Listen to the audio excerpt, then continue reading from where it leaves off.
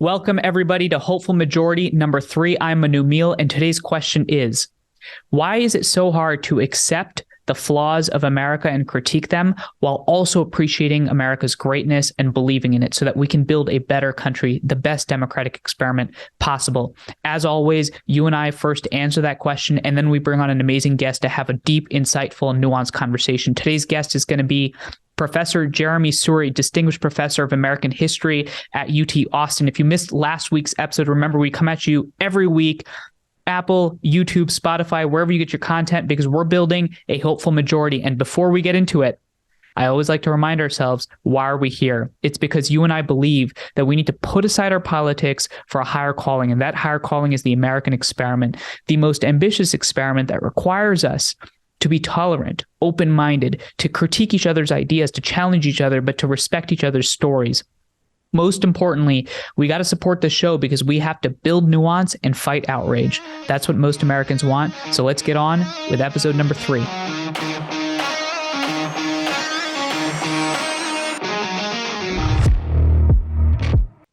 Today's conversation is going to be about the logo of the show, the design of the show. If you are listening to this on Spotify or Apple or anywhere where you get your podcast, but not watching this, you'll notice that if you go to the YouTube version of the show, you'll see that there's a giant American flag behind me, and that the logo of the show is based around America. Now, when we first designed this, and when I was first thinking about what to make the show represent, everybody I spoke to said, Manu, don't put a giant American flag up. It's going to immediately alienate half your audience, and it will probably increase the other half of your audience, that it's a symbol of polarization and division in our society. And I thought about taking that advice, and then I said, well, if we in the hopeful majority continue to stay silent and just let the symbols and aspects and ideas that should not be right, left, conservative, liberal, blue, green, purple, but should be genuine principles of humanity, should be principles that we all share, there's no reason for us to let these ideas succumb to what I call the partisan industrial complex, to what we call binary thinking, us versus them, good versus bad, great versus evil. We are living through this moment where there's an attack on nuance, where there's an attack on this fact that you can't hold to what might be seemingly potentially conflicting ideas. In fact, that is the sign of human intelligence. And so I want to talk to you about why I love America. Yes, I said it. I love this place. If I'm honest with you, it's what drives me. It's what keeps me going. It gives me the purpose to build Bridge USA and some of the amazing work that our student leaders are doing. And well, if you clip that specific moment, I might have just lost half the audience. People immediately say, well, this guy must be this or that. This guy must believe this thing or that thing. He must either, he must not understand all the challenges of the place, or he must only look at one side of the issue. But let me tell you why I love America. I love America because I believe that America is the most ambitious experiment in the history of humanity. Most ambitious. I didn't say worst. I also didn't say greatest. I said most ambitious. Now, check over to the next week's episode where I actually talk to you about why I think it is the most ambitious experiment in the history of humanity. But for today's show, I want to hold on the first part of that. Why do I love America?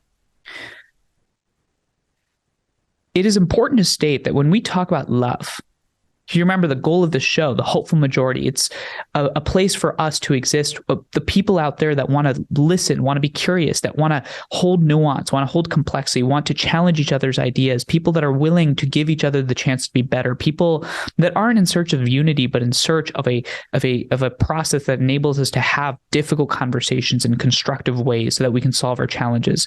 Well, why does it matter for us and me to say I love America? It's because love, I think, and I'm young, so I'll defer to you. I might be wrong on this. I might be totally off on this, but here's my understanding of it. As a young person, I think love means you admire, and I also think love means you accept the flaws, you accept the critiques for that place to be better. Why is it that we live in this moment where I either have to say that I think that America is the best thing ever, or I think that America is the worst thing ever? Why can't we say something like, we love America, and here's why? I love America because I admire the place. I admire the place because my story, simply put, would not be possible without this country and its ideas. For some context, as I talked about in episode 1, about a little bit of my story, I was born in New Jersey after my parents immigrated from India to the United States. I was born here in 98, then went to live with my grandparents on and off for the next couple of years as my parents tried to settle in the United States. You know, there were many moments where my mom and my dad thought, well, let's just go back to India. It's much easier there for us. And then they saw me and they thought, well, this guy's going to have a much better chance at doing what he might want to do in the United States. I got to pursue my passions. I got to pursue my challenges. I got to meet amazing new people. I got to experience diversity like humanity has never seen before. I got to live both what some people might call a privileged life and what others might call an underprivileged life. Yes, nuance, believe it or not. I grew up in an environment where what is possible changed for me. I am able to do what I'm doing today, an Indian person talking about democracy in America. That is a profound notion in the history of humanity. This idea that we just get to talk about places that we live in, that is amazing. The fact that I get to pursue a career and a passion, my deep held passion to make this democracy as strong as possible, that is amazing to me. So I admire the place. And yet, the other part of love is also accepting the flaws. I understand and recognize that America has a deep history of racism, like many other Western democracies. And America's is unique, in my opinion. The institution of slavery is not only marred and tarred the way that institutions developed in the United States, but it has set certain populations back. The United States is engaged in wars and conflict that might seem hypocritical to many. The United States has exported and also served not just as a beacon of hope in many cases, but also as a beacon of conflict and challenge. Many of our citizens still feel the backdrop of institutional racism, what many might call institutional racism. There's much more there to say on the critique of America. But that's just to show you that I also deeply understand that critique. I spend most of my life wrestling with that. I spend 90% of my day thinking about, because that is my job, is to understand so that we can help inculcate a sense of understanding and purpose.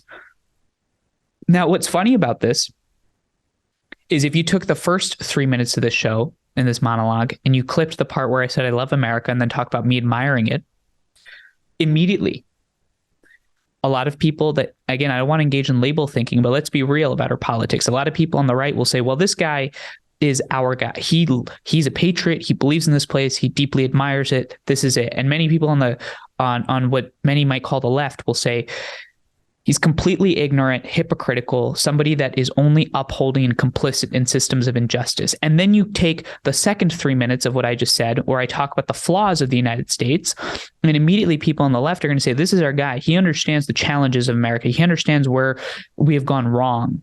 And then people on the right are going to say, well, this guy has no idea what he's talking about. And not only that, why does he deserve, what is he talking? He's ignoring some of the founding principles, what they might call some of the best founding political documents in the history of humanity.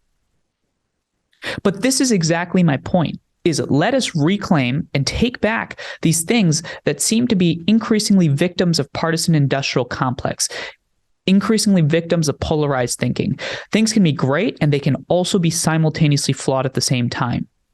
Because any organization consisting of humans at scale or at the local level is bound to be imperfect, from our families to our companies, to our civic associations, to our countries. Because after all, we as people are imperfect.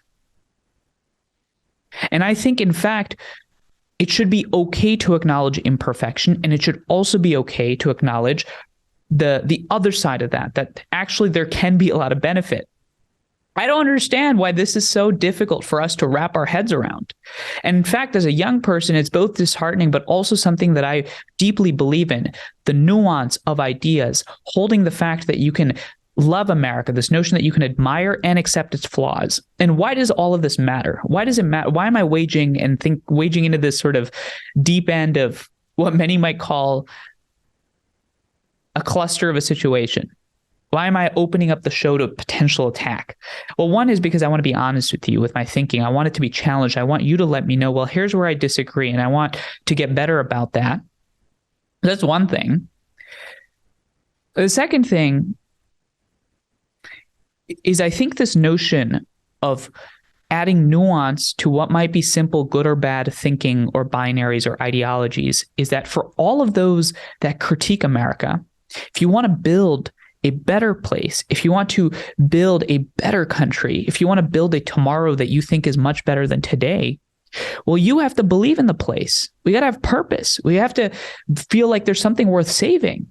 If all we do is critique and we don't acknowledge the progress, then what are we doing? It only breeds pessimism, and it breeds a sense of self-defeatism. It makes us deeply cynical.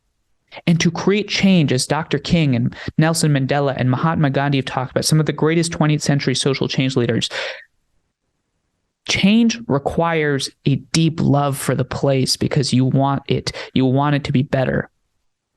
So that's why it matters for those of us that are more on the critique side. And for those of us that are much more on the admiration side, well, here's the fact. We can admire places as long as we want, but the founding fathers of this country would have always wanted us to acknowledge the flaws so that we can keep getting better.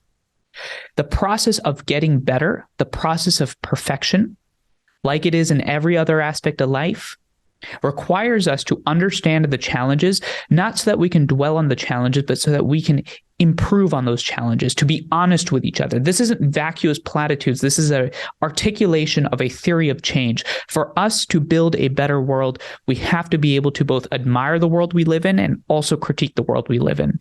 For us to be able to admire what is America and also be able to critique what is America, because I know for a fact that almost every one of us has things to be grateful for and also has things that they feel deeply concerned about, regardless of race, ethnicity, background.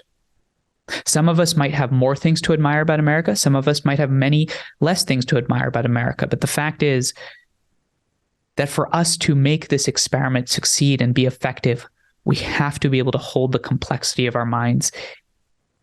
We have to be able to hold the complexity of our thinking.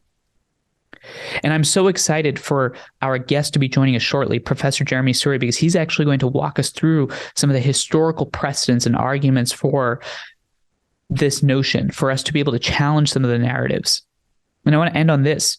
I want to end on this notion that this is one example of the binary thinking that pervades us in our society. There are many other things that I would call have become victims of the partisan industrial complex. The American flag, and I think America is one of those things that has become increasingly polarized. I think there's many other symbols, certain speech, certain terms that we talk about, certain ways that we act. In fact, I would argue that it's not necessarily for our better, but it's because a lot of those people reap profits off of these divisions and these terms. I want to reclaim and forward a new understanding of how we can actually love this place, not so that we can be either complicit in its flaws or be completely lost in its admiration, but so that we can find the will and ambition and moral courage to push better and to realize the promise of this country, realize the promise of this democracy, realize the highest ideals that have motivated our founding fathers, that have motivated our civil rights activists that have pushed this place forward, like John Lewis and Martin Luther King, that have motivated women's rights activists, that have motivated intellectuals on the left and right to push our thinking. And that is why the logo of the show, the background of the show, is so focused on America, because I think that for us to make place better, for us to constantly invest in it, we have to recognize the strength. And that is why I love America. On to the monologue. Very excited to have Professor Suri.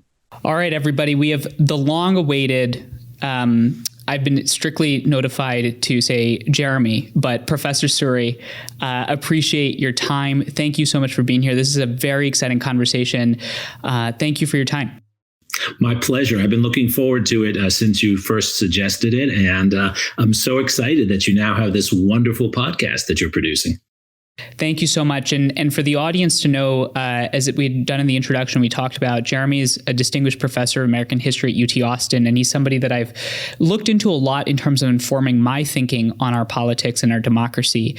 And as the audience has heard, we talked and I really delved and dived deep into what it means to love America. How do you critique it and also admire it?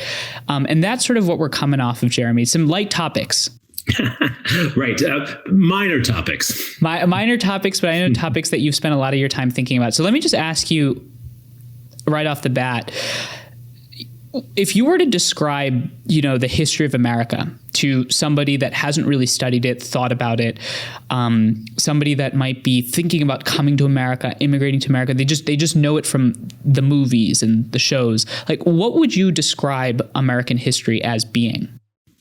American history is a great experiment. It's an experiment we're still a part of. We're trying to do and have been trying to do something that was never done before.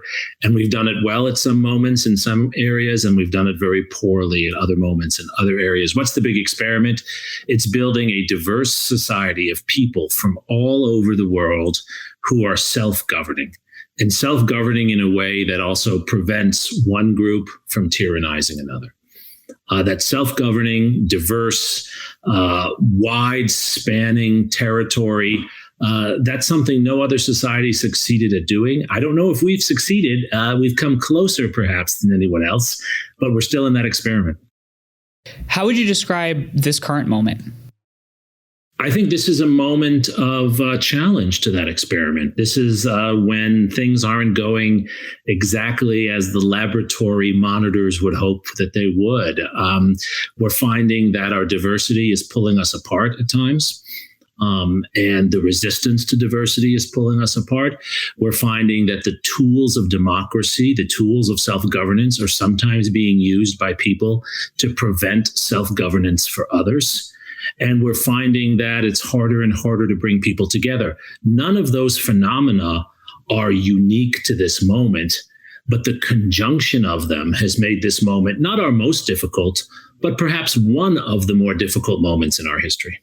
So as the audience has heard in the past couple of episodes, I don't actually have any questions prepped, and I like to take this conversation where it's going because it really speaks to, again, the value of these sort of long form formats. And where my mind immediately goes to is you raise this notion that, this moment is something where it's not necessarily meeting the calls of the experiment, right? The experiment might not be necessarily on the right track with respect to where we are right now. Why do you think that is? Like, from your angle and your perspective and your expertise, what do you think are the primary reasons for sort of the current malaise that a lot of people feel? I think there are two stimuli, among others, that are really making this moment difficult. The first is that many of the changes that we have been experiencing for the last 50 to 60 years, a more diverse country, people coming from more places to our country, challenges to existing modes of authority by a younger generation with more technical skills, that and international competition, those two things together have hit a turning point, in a sense, where many individuals who felt very comfortable, who felt very safe, who felt that they had control and status, they now find that threatened. And as the historian Richard Hofstadter wrote more than 60 years ago, Americans are often driven to divisive, hateful actions when they feel their status is threatened, especially those who have had status for a long time. And so, to be very direct about it, there are people who tolerated or at least accepted changes they didn't always agree with because they didn't find them personally threatening. Now they find them personally threatening when they can't get their kids into the college they want to get them into, or they can't run the business and work the way they've always worked before in their hardware store or their factory. And those personal challenges to status have led people who in the past might have seemed part of a larger, more inclusive democratic project. They now feel that inclusive democratic project is hurting them. And so they resist it. So I do want to get very specific about who is they, because one of the values of and the goals of this podcast is to demonstrate that we in the hopeful majority want that nuance. We want to go there and we're ready to tackle some of those deep challenges. But before I get there, you mentioned this sort of like resistance to change, right? And you and I have had this conversation before, I think, where I mentioned, I'm from India originally. I was born in the United States. I lived there for a while. My parents grew up in India. If I, let's say, took you to one of the villages that I grew up in, people would be immediately resistant to you. And so my question, and I'm curious, is that because I'm Punjabi? Is that because exactly I'm Punjabi? That is exactly it. It's because they know you're Punjabi, but they can't quite tell. And so the question that I have is this phenomenon of being resistant to change seems like a human thing. Why do you think that is? And then I want to get specific to the American context. I think the resistance to change is a common human phenomenon because it's a survival mechanism. We learn to become comfortable in our primordial soup wherever we are, and we learn to make the best of it. And that's why poor people rarely make revolution. This is a paradox of history, right? People can be in suffering conditions, Manu, but if they're accustomed to it, if they're comfortable with it, if they don't know anything better or don't think there's anything better, then they put up with it. Where things get difficult is when people believe that what they're comfortable in is changing. And even if you tell them you're going to make it better, they're worried because it's not what they're used to. We are creatures of habit as human beings, and we're in a moment of rapid change. And that's what's disrupting so many patterns of behavior. So we're a creature of habit. So now let's take that to the American context. It seemed like a big part, and feel free to correct me here if I'm wrong, but it seemed like a big part of the diagnosis of the moment stems from this notion that a lot of folks feel threatened in their power status and their hierarchy. Who are those people from your perspective, and why do you think that is? So I think most of those who feel threatened are actually really good people. And they're people who might even have looked progressive in the past. But the pace of change is so quick. And they feel particularly threatened now because, unfortunately, many changes and decisions we've made in the last 20 years, particularly in the United States, have made us more of a winner-take-all society. And so if you fall a little, you end up falling a lot. And people know that. People know that there's a long way to fall, even if you're close to the top of the mountain. And so who are these individuals? These are people living in small towns. These are individuals who have been well educated, but they're not super elite educated. These are hardworking folk who have raised their families, who have put a lot of effort into their homes, into their jobs, and they feel they have no chance at getting ahead in the way that graduates of our universities can, who look different, who have networks they don't have, who have credentials they don't have. And they are threatened by the Indian immigrants, for example, who are coming and now getting the high-paying jobs when their kids are having trouble getting into the universities that will open up the high-paying jobs for their kids. So you mentioned jobs there a little bit, but if we could even drill down to the specificities of some of the changes that you think are making people particularly anxious, what do you think those are? I think very directly, it's the loss of control in your community. So the dominant generation, the baby boomers, are individuals who grew up in an America that was globalized. We had global supply chains for a long time. Most of the things we wear, we don't actually make in our own society. But there still has been a sense that in my neighborhood, in my town, I control things. I know the people who run the hardware store, the grocery store. I know people who oversee medical and legal services. I have control over my life. And that's no longer the case. Your lawyer is likely to be someone actually perhaps on another continent. The energy you consume is coming from places you can't recognize. It's forms of energy you don't know. There's a loss of control in our neighborhoods and in our communities. We have grown up accustomed to that, a younger generation, but an older generation, our parents' generation, still craves that control, and it's understandable. And that's what's been lost. So if I played devil's advocate for just a little bit, and for everybody listening, one thing that I've learned from Jeremi is just the importance of intellectual humility. He's way smarter than I am, very well read, and yet he's given up an hour of his time. So I want to just reflect on that a little bit, right? Let's play devil's advocate on this for a quick second. Somebody that's listening to this, Jeremi, that is, let's say, in a small town, in a rural state, and they're working many jobs. They feel like they can't get ahead. And when they hear us talking, it makes total sense to me if they said, wait, what do you mean control? I never had any control. My family's a victim of the opiate crisis. Forget factory jobs. I don't have a stable job. There's no factory left. So I didn't lose anything. I never started with anything. How do you respond to that? And am I off base in sort of thinking about that experience? And if so, how do you see that paralleling with this notion of loss of control? So I think, Manu, you make a very smart point. So you're at least as smart as I am. The control is more perception than reality. Many historians, myself included, would say that, yes, for generations. That's really, just really quickly as you keep going, I just want to underscore perception versus reality for folks that are listening, and the importance of that distinction. I just want to underscore that. Sorry, keep going. Thank you. No, I should have given more attention to that. So the person we're thinking of, right? Someone who has grown up in a small town or bedroom community of one kind or another, they probably didn't have as much control over their lives 20, 30, 40 years ago as they thought. But they did. They at least believed they did. They perceived that they had control. Life seemed simpler, and there seemed more accountability between the high school football coach and the local hardware store owner and the local doctor. Even though you could argue that the system was doing things they didn't have control over, they felt they had that control. They felt that they had anchoring. And here's the thing. They believed, and we know Americans believed this in the 50s and 60s as a whole, especially white Americans, they believed that their children would live at least as well, if not better.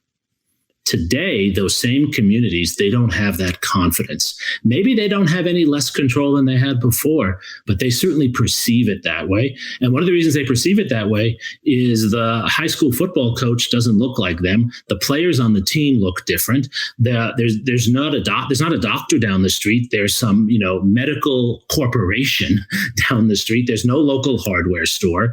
And you and I are on the internet, and we get a lot of attention, and they don't. No one's listening to them. So they feel they've lost whatever control they at least perceived that they had before. How do we address that?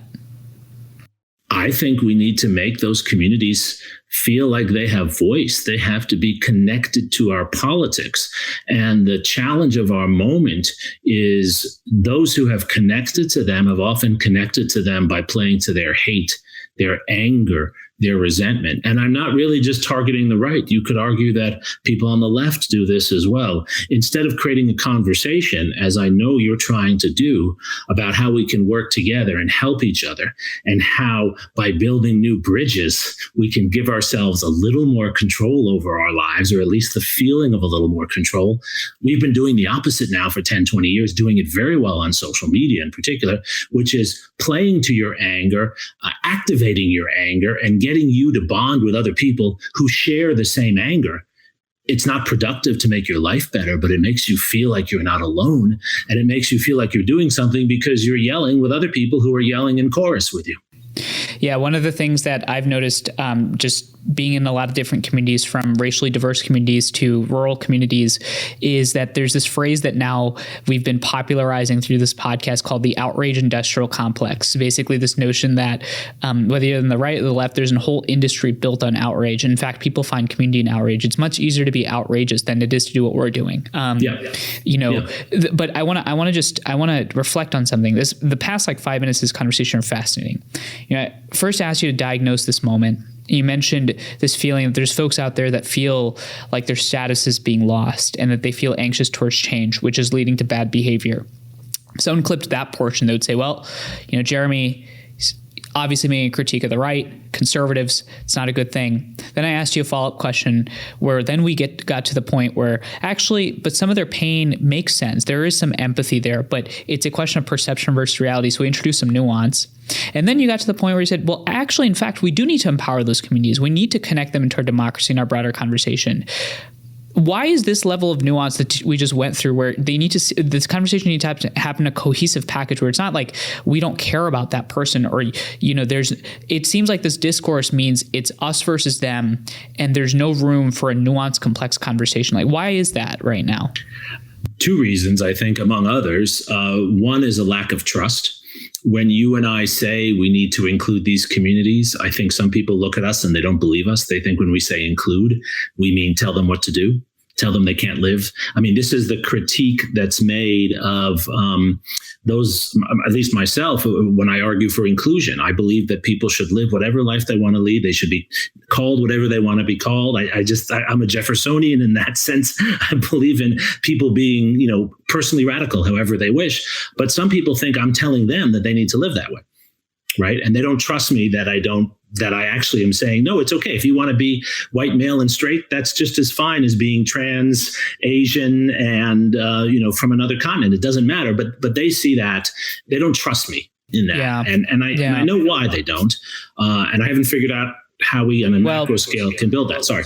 No, but I think, no need to apologize. I was just going to say, I think part of the reason for that lack of trust is that we're forgetting that most people in this country, like us, like folks in rural communities, like folks in inner cities, honestly are just trying to figure out a way to make things work. And that I think we're all on the same team, that we all share a certain temperament. So let's not surrender this conversation specifically to what you see on Fox News or MSNBC. Now, that being said, just one other question I have on this question, and then I want to get to, you mentioned Jeffersonian. That's my very violent transition to history of America.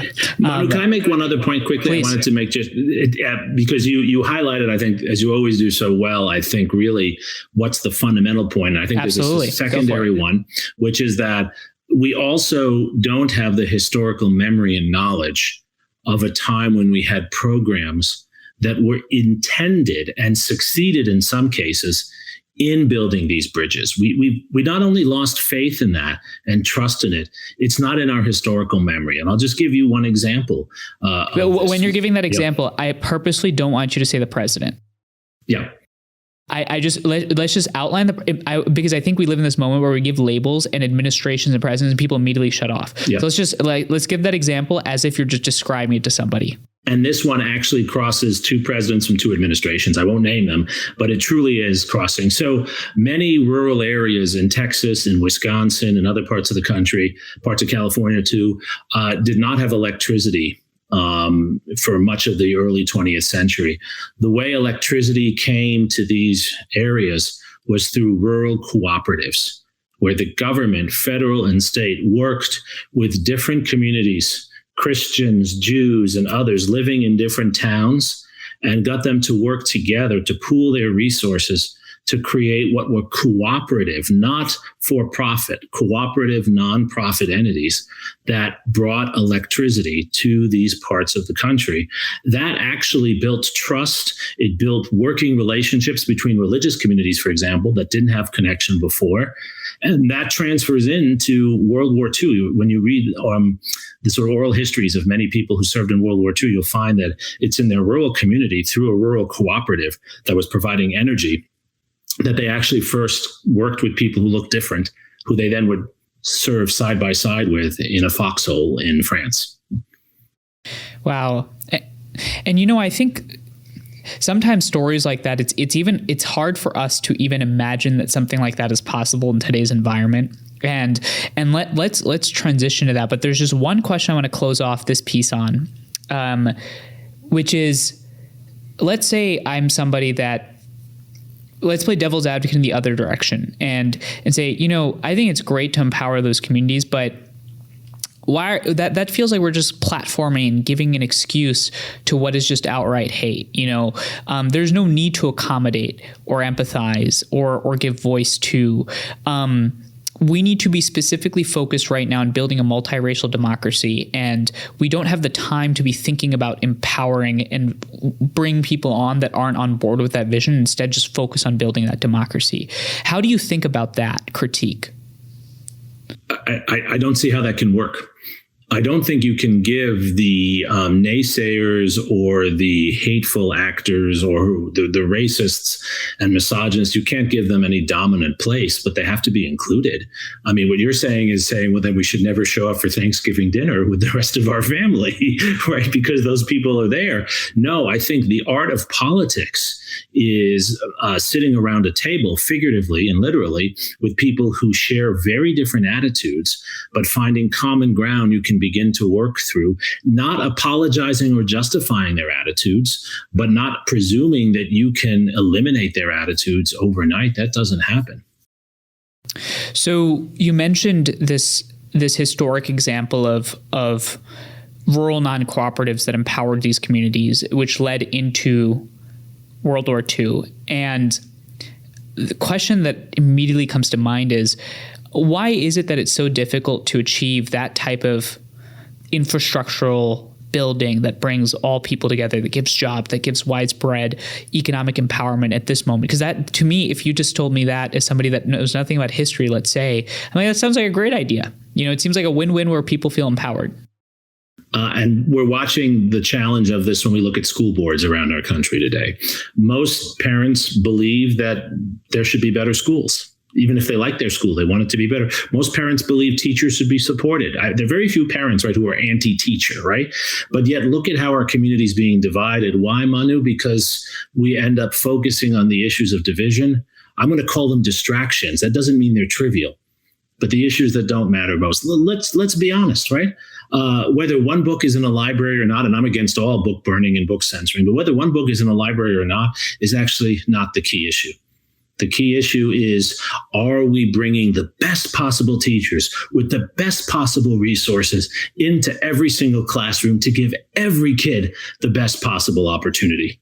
And I say that it's so obvious, but it's almost impossible to find a discussion about that on school boards today because they're so focused on the other things. And this is about the problem of having a mediascape where we're constantly bombarded with stimuli to think about and get angry about one thing or another. And it's because of a lack of trust and people playing out their anger. When you look at these, recordings of these school board meetings, people are showing up, parents are showing up, and they're acting out their trauma. They're not actually sitting down around the table and saying, how can we pool our resources, back to the example I gave, to actually help our schools teach everyone to be better? And this is exactly why I wanted to make sure that we had a conversation in one of these first 5 episodes, is because one of the things that we've noticed in this creation of thinking about the hopeful majority of people out there is when you talk about this exact thing that you're talking about, let's create the best teachers with the best resources that make our kids better. 85% of the country on board. And then I put in the partisan filter, and then suddenly what happens is that most of us get exhausted. We don't want to be part of that conversation. Let's give up. And then the loudest, craziest people occupy the microphone. And as a result, what you just said there becomes twisted into something either for the left or for the right. What do you think in this moment is incentivizing that? What do you think is incentivizing this sort of outrage industrial complex? And let's bring in the history of our country. Do you think there's moments of time where we can find some sort of map or guide of moments that have been as polarized and as divided as they are now? Yes. I mean, we have been polarized many times in our history. Polarization waxes and wanes. And you've heard me say this before, and everyone will think I'm crazy, but I think I'm right. In 20 years, we'll have the next version of your podcast will be in space at that time. And we'll be talking about how people agree too much, because we go back and forth between these moments of dissensus and consensus. What is it that's common to this moment of partisanship that's similar to the era around the Civil War, that's similar to the early 20th century, that's similar, in fact, to the early years right after World War II, if you look at especially domestic issues in the United States, or similar to the 18th century, the Jeffersonian and Hamiltonian debates? What is it that's similar? The stakes seem really large, and the modes of communication play to outrage. And social media today is at the same nascent stage that radio was in the 1920s. And our radio was filled with hate in the 1920s, or what television was in the era of Joseph McCarthy and early Richard Nixon. If you want to get attention, everyone listening to this knows this. If you want to get attention, the more outrageous the image and the more outrageous the words, the more hits you get on Twitter, or Instagram or whatever it is. And so people play to that. Quite literally, they play that. Every politician I've talked to in the last few weeks has told me that I can sit down with politician Y and there's no cameras and it's a totally different person than when they have their social media up. And we need to move beyond that. How have we done that in prior eras? How did we go from the world of Father Coughlin in the early 1930s, who was the most popular radio personality and had an explanation for the Great Depression? It was called Jews and Blacks. How did we go from that to the world of a Franklin Roosevelt, to the world of honest reporting, as we call it today? I think it's a concerted effort by leaders and a new generation of citizens to say, we want better use of this communications technology, and we will give our eyes, our ears, our money more to what we think is serious use rather than divisive use of this technology. You know, the callback to somebody like Father Coughlin, and correct me if I'm wrong, but from my remembrance on someone like him, we talk about Tucker. I think at his max, Tucker Carlson had a reach of 6 million on his Fox News show. Father Coughlin, if I understand correctly from my historical reading, was in the tens of millions in terms of audience and complete reach. Yes, right? Yes. Some would say close to 100 million people at certain times listen to him. Which at that time, from a population standpoint, is almost 50% of the country. Yes, that's right. So when we talk about sort of the death grip of outrage on our media and our industries, what role do you think we as individuals can do to disrupt that dynamic? Because I was just making a video about this earlier where I was like, guys, I'm telling you, I'm new to the social media thing. I can already tell you the content that I know will do well and won't do well. And I need your support in supporting the content that is more nuanced and long form, because part of us and our actions and our addiction to outrage feeds into the algorithm. So how much responsibility do you place on the individual and the consumer as opposed to the companies? How do you think about that dynamic?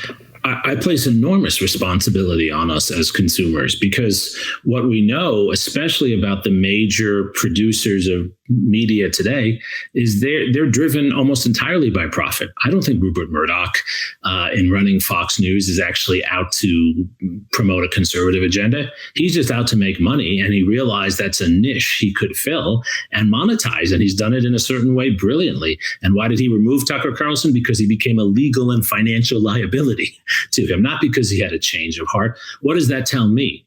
That tells me we can have enormous influence, especially a young generation of consumers of media. Let's be frank. Your generation, Manu, right? That's the future of media, right? The older watchers are not going to be around as long as you are. It's a very polite way to put it. Yeah.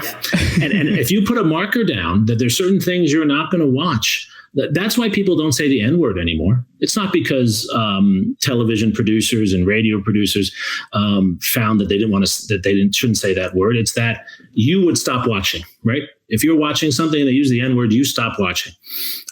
We need to create those rules as consumers, right? And that's not violating anyone's free speech. It's saying that we believe there are certain rules we expect for civic public discourse. You can have any political point of view, but you shouldn't be, for instance, lying about an election. You shouldn't claim an election that was won by someone was not won by someone. And if you're an entity that is saying that, we're going to stop watching you. Very quickly, kind of like the Montgomery bus boycott, very quickly you'll find a shift in those media companies and how they operate. Now, I've been doing this work long enough to know that somebody that's listening to this wants me to dig into the election question further, but I will purposefully not. And the reason being is because we have much more sort of forward-thinking questions to address, because at a space like this, when we think about conversations that move our country forward, we are increasingly drawn to stories, I feel, because I want to know what that person thinks about this specific thing that I'm super interested in. But let's challenge our audience a little bit. You mentioned the rural programs of the early 20th century that were huge. There were other programs associated with that. And it felt like a lot of historians make the argument that at that time, there seemed to be a sense of purpose. There seemed to be a sense of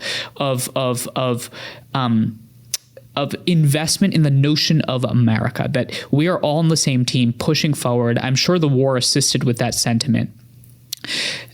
Is that true at all? Is that rosy-colored glasses looking backwards? Do you feel like there's currently a fractured sense of purpose when it comes to America? Like, what's your sort of thought on that? I think people believe in America, the notion of an America, as much or as little as they did before.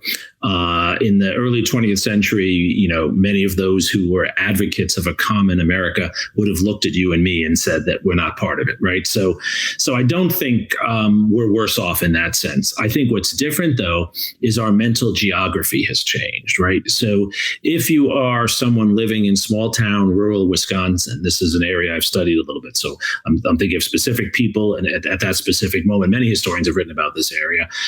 You might not have liked all the people living around you, but you felt that your future was dependent on them. Your place mapping was actually pretty local, right? Your food, your commerce, your education, it was within a few miles of where you lived. Today, our mental geography is global. And so a lot of the people who live just next door to me here in Austin, Texas, they're in some ways more connected to Bangalore and to Beijing than they are to downtown Austin. And their future is actually perhaps more dependent on what happens in Bangalore and Beijing than what happens just a few miles away in another neighborhood here in Austin that they might never now visit.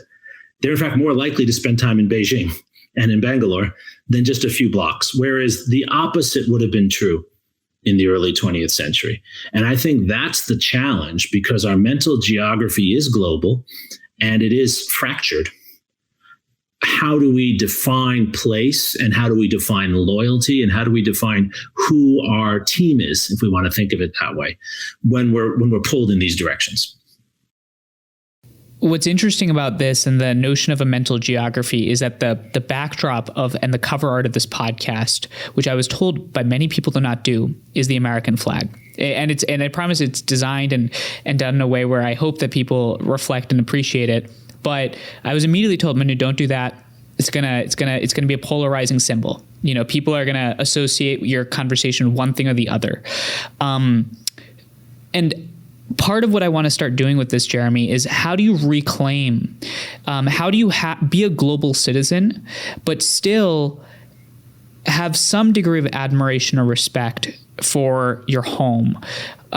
One is that even just a question of worry? Is that something to think about? And two is, if so, like how do you wrestle with that and think through the fact that we are so global and yet we need to in some way feel invested if we want to make the place better?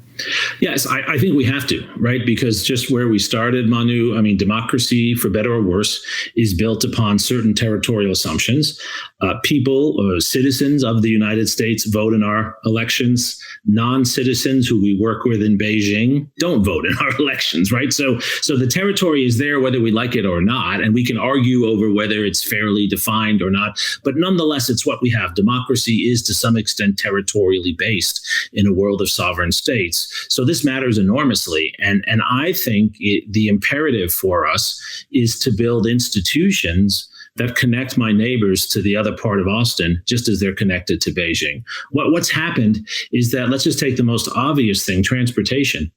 It's strangely easier to fly from Austin to Beijing than it is to get from Austin to Lubbock, Texas, or to Denton, Texas. There's no public transportation. I have to drive myself if I want to go to one of those other places in Texas, but I can get on an overnight flight and I can find some excuse for someone to pay for me to go there for a conference or something. And I'm connected and I'm there. And if you look at how people live their lives, our infrastructure, just our infrastructure of travel, has made things easier. Well, if we had more public infrastructure that made it easier for me to go to a restaurant that's 20 minutes away by car, I would do that. Right. And so building those institutions, getting people to actually feel that local connection as well as that international connection has to be intentional. It has to be funded and it has to be programmatic. Again, this goes to the core of the value of having nuance in a conversation like this. You just made an argument for public transportation, which is perceived by some, and again, I don't want to get into the labeling, but part of this podcast is tackling the binaries, by some as, oh, this must be a progressive issue. The argument you just made for it is one that is fundamentally patriotic, which is fascinating. I never thought about it. You're saying we got to have more transportation to connect our local communities so that you and I can feel more invested in each other. And that's the type of conversation we need to be having. Again, it's part of what I try to do is to just challenge our audience to think in ways where we aren't immediately mired in the partisan conflict of the day. Let's build on the history piece a little bit. You wrote an amazing and interesting book that I had the pleasure of reading called Civil War by Other Means. And in that, you talk about the period following the Civil War, and you specifically, and this is the part where I did write down, you make a really interesting argument about how the United States was rebuilding at that time, the backlash that it faced through that rebuilding process, and how we navigated that moment. What do you think we as a society have to learn from the immediate post-Civil War era, the time of Reconstruction with President Grant, and where we are today as a society? Because it seems like we're in this rebuild moment again for different reasons, very different reasons. But what do we have to learn from that period? I think a number of things. One of them is that the work of rebuilding takes time and it's expensive. And I don't mean just in terms of money, in terms of time and effort. There's no silver bullet solution. There's no one who's going to sit down as smart as you are, Manu, and those who work with are, I'm sure, equally smart. You're not going to sit down and come up with a plan that will implement this in 3 steps. We don't have a 5-point McKinsey-funded consultant plan to save America? There you go. You don't. And you don't have a 2x2 matrix either. Darn. Right? That's not how it works. Those things are helpful. Don't get me wrong. A lot of my students go and work for McKinsey. I'll ask ChatGPT. But maybe ChatGPT will do. Maybe the robots will save us. It takes a long time. And we have to be in it for the long haul. We have to know why we're doing it. The problem Grant confronted that I spend a lot of time writing about in the book that fascinated me was not a problem of intentionality. Grant was trying to do the right things, but he did not have his party that was in control of everything, the Republican Party. They didn't have a long-term commitment to actually rebuild the South. They had a long-term commitment to deal with some of the problems, some of the things they didn't like, but not to fundamentally rebuild the region and rebuild the nation as a functioning multiracial democracy. We need to make that commitment, which is one of the reasons I wrote this book, because we need to stare the challenge in the face. I'm optimistic on the United States. I'm a patriot, but I believe we've got problems that we need to address as big problems that require big lifetime commitments.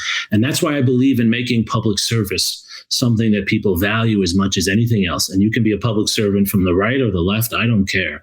But to do work for public value should be valued as much in our society as creating a nifty startup that people invest in the stock market for a short time until they don't invest in it anymore. You know, the fascinating piece of thinking about public service, especially at this moment, this notion of being in it for the long haul, this idea that we have to feel a certain sense of commitment to the place, it speaks to this notion that we have to have some degree of appreciation or admiration for the place that we live in. And yet at the same time, we have to accept and understand the flaws to get better. It seems to me that a central component of revitalizing a sense of purpose and hope and belief in America as just a concept within people is to reconcile 2 questions in this debate. That you either have to deeply critique and understand American history through a lens that is focused on flaws, or a lens that is focused on greatness, admiration. Why does that binary exist as a historian? What's your perspective on that? And why does it seem to me that the most logical position would seem to me, well, we can love the place, admire it. It's got some flaws, serious challenges. Let's acknowledge those flaws and let's put those 2 together to create the best society possible. Why does that logical position to me seem to be so difficult to come by? That logical position, which is the correct position, which is what most of us really feel. It's also as how we approach families. We all love our families, I hope, but we all have flawed families. All of us have very flawed families, but we love them and want to make them better. We don't give up, and don't give up. No one should give up, right? Why is it hard to see our history and our society that way? Because that takes a lot of energy. It's so much easier just to create 2 categories and put yourself on one side or the other. And I feel for those who emphasize the horrors and the bad things our society has done. And there are many. Slavery at the top of the list. But that said, if that's all you emphasize, you're only seeing a part of our society and our history, and you're missing the possibility for renewal. Same on the other side. If you believe we're the greatest ever and we've always been great, and you're uncomfortable with addressing the challenges, the shortcomings, then you've created a paper tiger. You've created something that isn't real. It's empty. It's gilded, in Mark Twain's terms, right? Gold on the outside, garbage on the inside. And so it takes energy, though, not to fall into one of those two categories. We are drawn to being fans and critics rather than problem solvers. Problem solving takes more energy. Problem solving takes more energy. Building takes more energy. Having this nuanced conversation takes energy. I just want you to tell me what's good, what's bad, and be simple about it. But let's get real for a moment. What's fascinating about let's focus on the critique side for a quick second. There's serious flaws. There's serious challenges about the United States that we have to confront. Now, to some, that might seem like, well, we're only focused on that. What's your argument to somebody that's focused primarily on the critique? What is your argument to them for why they should also appreciate America? Why should they do that? Right. Well, so this is my response to the 1619 Project. I'm a big fan of the 1619 Project. Many of my friends were a part of it. I think it's done an important service in reorienting us to see how embedded in our origins slavery is. Slavery wasn't just an afterthought. It was central to who we were as a country. It still influences who we are. Yes, right on with that. But it was not only slavery. At the same time that slavery was embedded in who we were, so was a set of Enlightenment ideals. So was a commitment to creating communities, not just in words, but in practice, that gave some people from some backgrounds access to resources and a possibility for self-governance that they had nowhere else in the world. And the fancy word, the dialectic, right? The contradiction between those two worlds is actually what has been the engine of change in our democracy, and why every era has its negative consequences of slavery. Again, that's part of contemporary racism, but also the positive consequences of that desire for self-governance, which we see in a civil rights movement, or we see in our society's obsession, right, with protecting free speech and voice for different communities, a free press. All of these things develop at the same time. And it's like you're driving with one eye closed if you don't address both of them.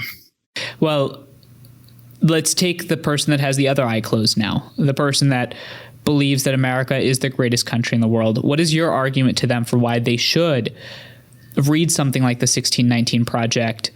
And why do you think they should open the other eye and think about some of the flaws of the country? So I have a very direct answer to this, because I've had this conversation with many military leaders in Washington who I often do consulting work for, and many of my students who have a military connection. And it's very simple.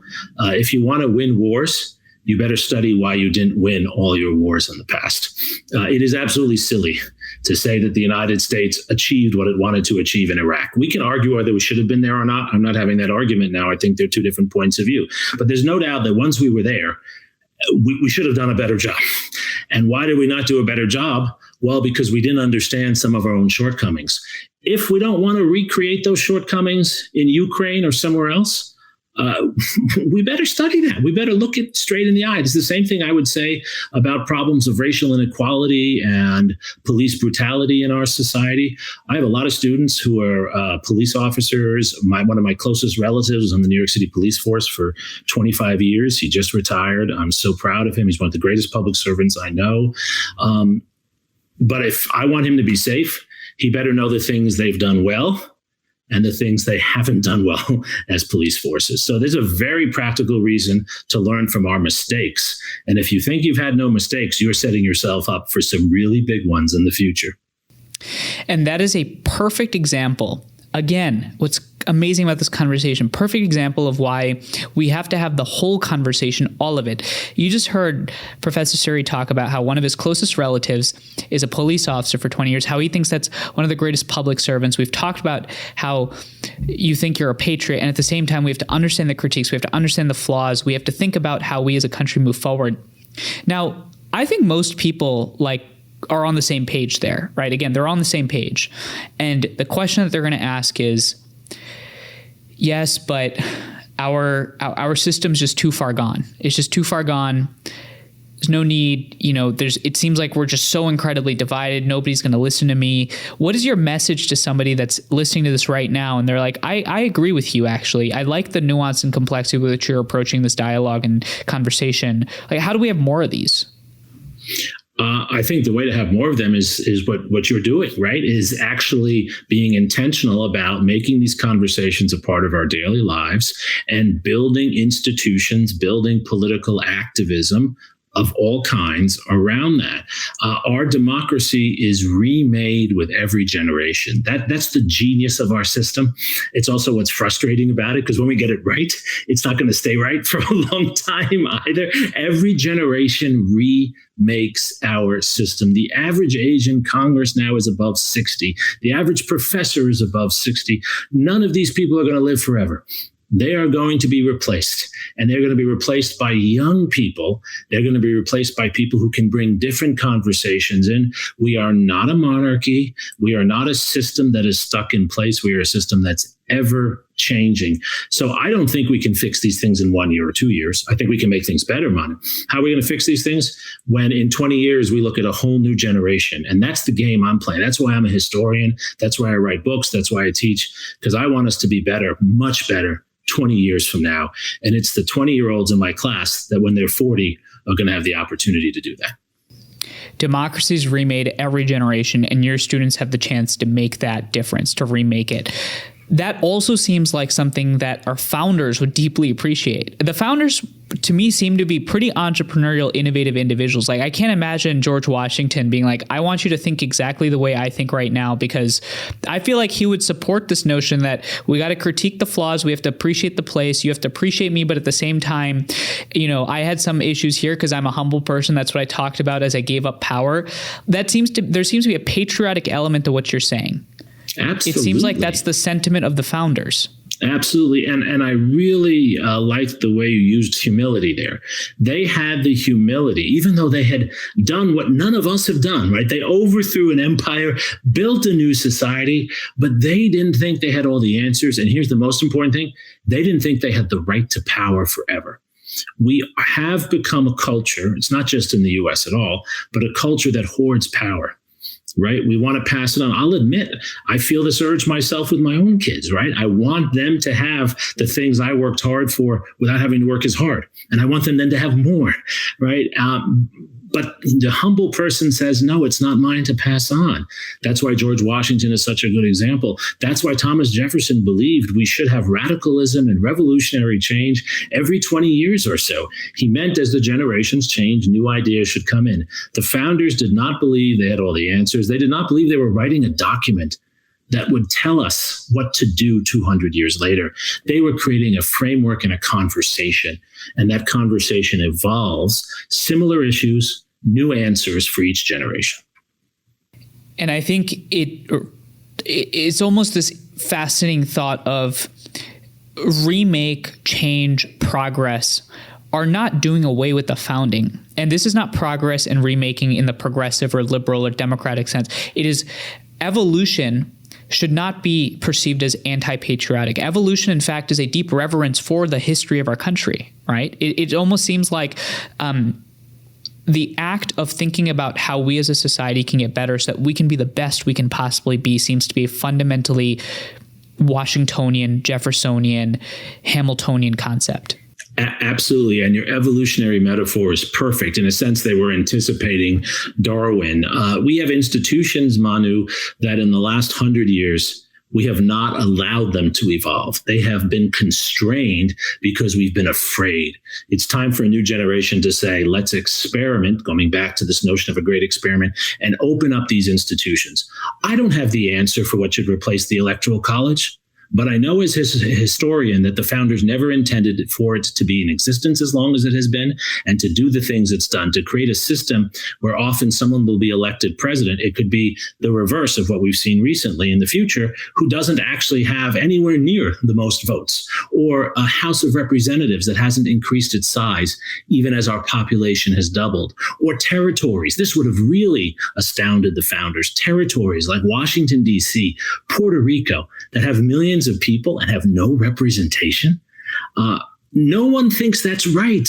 But we haven't done anything. We've prevented evolution. We've like the ancient Chinese, we've bound the feet of our children because we're afraid to see what will happen if we let their feet grow. It's time that we allow growth and evolution. And as folks know, as we have these conversations, again, I'm less interested in the specificity of proposals. Like, again, we're not going to touch Puerto Rico. The point here is that Jeremi and I and all of us in the hopeful majority are outlining a way to think. A way to think that is a way out of what we think is that outrage industrial complex. I want to ask you two questions that now seem totally random because there is no way to transition to them. But I think they're just fascinating questions given how cool of a background you have. But before I just get to those, one thing that I want to underscore that you're articulating here again is there's a way to critique that is fundamentally patriotic, and there's a way to admire that is fundamentally critique. There is no reason why we have to live in this binary, and we as the audience and we as normal people have the chance to change that. Two very random questions. One is you've spent a lot of time thinking about Henry Kissinger. You spent a lot of time thinking about him, writing about him. Have you spent in-person time with him? Yeah, we've had about a dozen meetings, and then I've seen him in groups off and on through the years. It's probably been about a year and a half since I've seen him now, but quite often we have been together, and we had about 12 one-on-one meetings. Don't worry, I've never met him. So you won that round of coolness, but I got to ask. Some would say that makes me a worse person for spending time with him. So let's actually go, just really quickly. The question I have is from spending all that time. What's your biggest takeaway? Oh gosh. I know that's it's a tough one to put. It's a tough question. It's very broad. What struck me most when I wrote this book about him, which is really about his intellectual development and his contributions, good and bad, to how we think about America's place in the world, is that actually most of his thinking was not original. There is a genius, just what we've been talking about for the last 45 minutes. There's a genius that he has in bringing contradictory ideas together and getting people in the world of policy, not always in the public as a whole. He never ran for electoral office, but in the policy world, Democrats and Republicans to work together. And he empowered himself as that bridge figure. That's my argument in the book, that he's the outsider who becomes an insider as a bridge figure.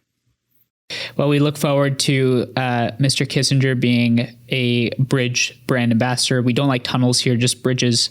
And just so you know, and nobody has any idea about that joke because we've yet to actually bring in Bridge USA as a concept into this show. But putting that aside for a second, the second random question I have to ask you is you've spent a lot of time in higher ed. You're currently a professor at UT Austin.